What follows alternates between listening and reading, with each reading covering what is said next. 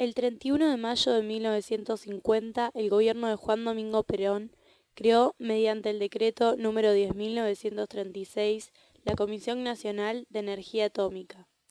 Desde entonces, el organismo se dedicó al estudio, desarrollo y aplicación en todos los aspectos vinculados a la utilización pacífica de la energía nuclear, convirtiéndose hoy en el organismo promotor del área en nuestro país.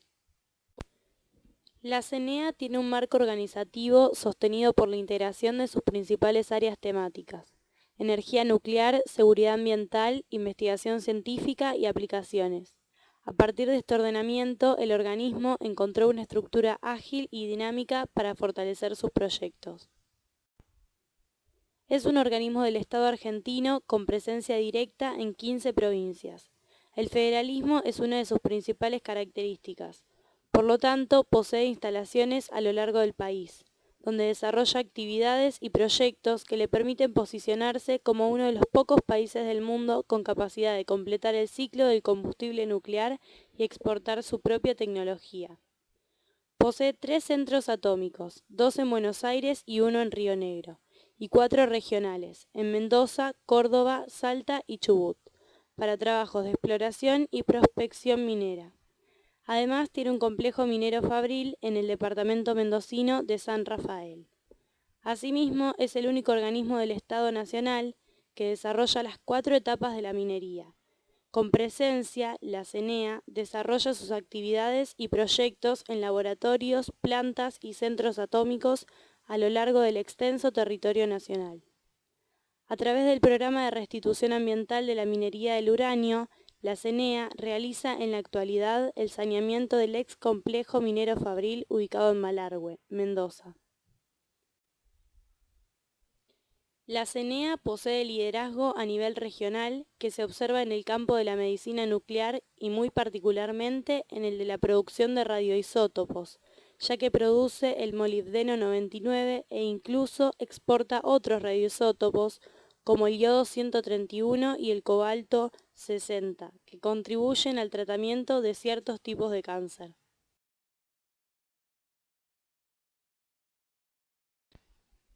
El desastre nuclear de Chernobyl comenzó el 26 de abril de 1986 a la 1:23 am hora local, en la planta de energía de la ciudad de Chernobyl ubicada en Ucrania, antigua Unión de Repúblicas Socialistas Soviéticas. La planta de Chernobyl estaba formada por 4 reactores con núcleo de grafito. El número 4 explotó en el desastre de 1986 y el número 2 fue cerrado a causa de un incendio en diciembre de 1996. El accidente fue fruto de una serie de errores humanos, como desconectar el sistema de protección, y técnicos, pero se agravó debido al diseño del reactor, pues no contaba con vasija de protección ni adecuados sistemas de protección. Todos estos factores condujeron a un aumento catastrófico y casi instantáneo del calor en el núcleo, debido también a un error en la medición de la temperatura. Los técnicos iniciaron un simulacro consistente en reducir el nivel de energía eléctrica en el reactor número 4 como parte de un experimento controlado para comprobar si en el caso de pérdida del suministro eléctrico, la desaceleración de la turbina podría aportar suficiente energía para seguir enfriando el agua del circuito principal de refrigeración hasta que se pusiera en marcha el generador diésel de emergencia. La descoordinación entre el equipo encargado de la prueba y el responsable de la seguridad del reactor provocó que éste se sobrecalentara. La ruptura de varias tuberías de fuel provocó el aumento de la presión del reactor, lo que dio como resultado 12 explosiones, las cuales volaron la tapa del mismo, permitiendo la salida de nubes radiactivas durante 10 días. Como resultado, se produjo una explosión de vapor en el reactor que, al no contar con una vasija de protección, destruyó gran parte del edificio. Los materiales radiactivos acumulados en el núcleo del reactor comenzaron a ser liberados en el ambiente instantáneamente. La explosión fue tan grande que lanzó a centenares de metros restos contaminados del reactor. Los bomberos apagaron los principales incendios, excepto los del vestíbulo central del reactor, donde el grafito continuó incendiando los lugares vecinos en el reactor destruido.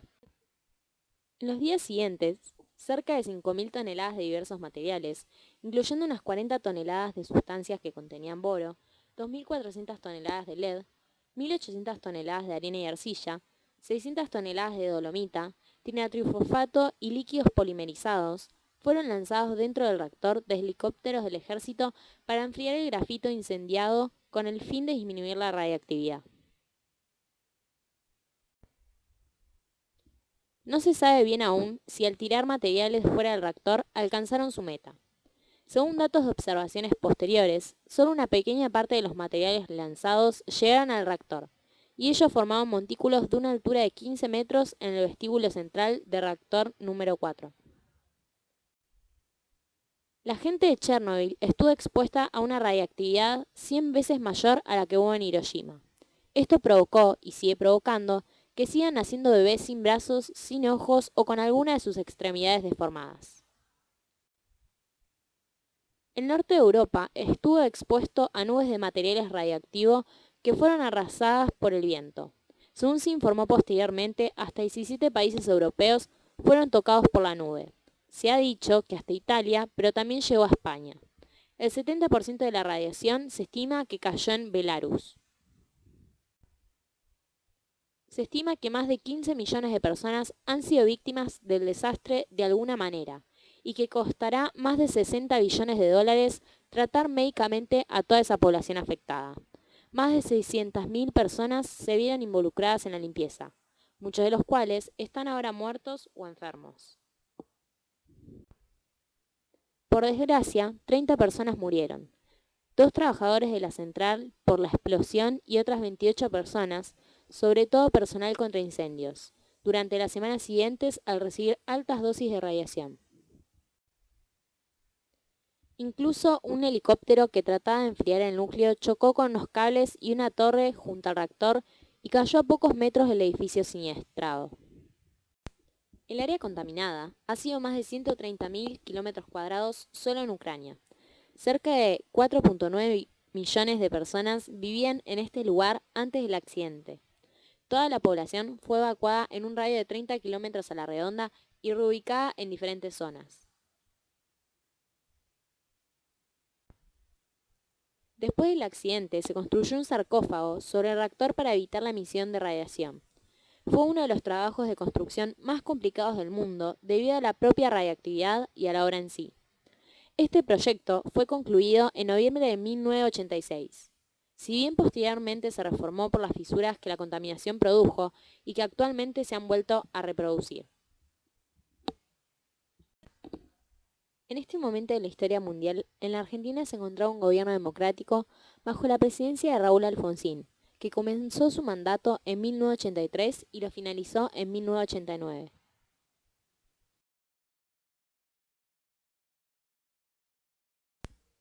El accidente comenzó el 11 de marzo de 2011, cuando a las 14:46 hora japonesa se produjo un terremoto de 8,9 grados en la escala de Richter, cerca de la costa de Japón. Fue el más fuerte de la historia de Japón y el quinto más fuerte de todo el planeta. El mismo provocó un tsunami. Pocas horas después llegaron a la costa de Fukushima olas de más de 10 metros de altura. El tsunami paralizó la actividad de 11 centrales nucleares a lo largo de la costa japonesa, como por ejemplo la central nuclear de Onagawa y la central nuclear Tokai, pero la más afectada fue la de Fukushima, llamada Daiichi. Esta planta es la número 1 de Tokyo Electric Power. Está situada a unos 270 kilómetros al noroeste de Tokio, cuenta con 6 reactores de agua ligera en ebullición, opera desde 1971 y contaba con permiso para continuar activa hasta el año 2021. El accidente ocurrió debido a que luego del terremoto se cortó el flujo de energía eléctrica, que es necesario para la refrigeración de la central.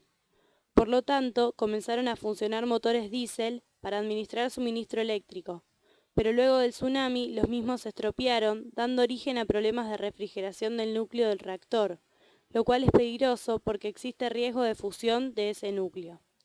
Además, se pararon automáticamente los reactores 1, 2 y 3, que aún estaban en funcionamiento, ya que las unidades 4, 5 y 6 estaban paradas por mantenimiento periódico. Durante el transcurso del primer día, las autoridades declararon situación de emergencia nuclear en la central debido al aumento de la presión en el reactor. Fueron evacuados todos los residentes dentro de un radio de 3 kilómetros. Sin embargo, el gobierno decía que no existían fugas radiactivas. El radio de la zona de evacuación posteriormente aumentó a 10 kilómetros y finalmente a 20 kilómetros. Para rebajar la temperatura en los reactores, el gobierno ordenó luego que se abran las válvulas de los mismos, para liberar vapor de forma controlada y tratar de rebajar la presión en su interior. Además, se empezó a inyectar agua de mar mezclada con ácido bórico al reactor para refrigerar los reactores. Cuando se dificultó la tarea de utilizar este agua, se intentó hacerlo lanzándola con un helicóptero del ejército, que tampoco resultó factible por la elevada radiación en la zona. Más tarde se utilizaron mangueras de alta presión que fueron efectivas. El reactor 3 de la central nuclear sufrió una explosión de hidrógeno, y en el reactor 4 se produjo una nueva explosión que originó una serie de incendios, por los cuales se determinó la evacuación de los 50 trabajadores que aún intentaban bajar la temperatura del reactor. Más tarde, el reactor 4 registró un nuevo incendio y en los reactores 1 y 2 las barras de combustible nuclear quedaron total o parcialmente dañadas.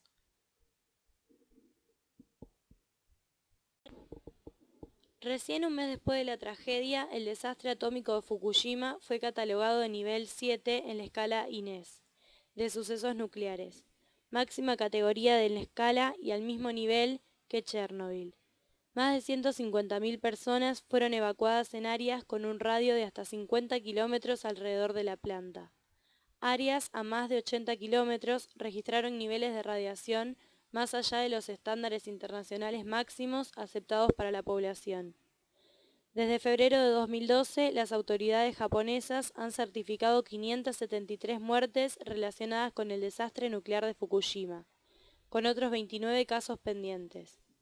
Sin embargo, la exposición a la radiación en los niveles observados en la prefectura de Fukushima es demasiado baja para tener impactos inmediatos, pero es suficiente para aumentar el riesgo de problemas de salud y cánceres en el futuro. Además, miles de ciudadanos japoneses que fueron evacuados o que continuaron viviendo en áreas contaminadas con radiación tuvieron un gran impacto en la calidad de vida. En cuanto a la contaminación, se encontró plutonio en 5 puntos de la central nuclear de Fukushima. El gobierno japonés dijo creer que se podrían haber fundido las barras de combustible de plutonio en el segundo reactor de Fukushima al entrar en contacto con el agua que se lanzaba para enfriar el reactor. Esto explicaría el elevado índice de radiación. Según el Organismo Internacional de Energía Atómica, se encontró yodo radiactivo en productos alimenticios en la prefectura de Fukushima. Si bien la duración de la radiactividad del yodo es corta, unos 8 días, puede resultar perjudicial para la salud. En este momento de la historia mundial, en la Argentina se encontraba un gobierno democrático bajo la presidencia de Cristina Elizabeth Fernández de Kirchner, que comenzó su mandato en 2007 y lo finalizó en 2011.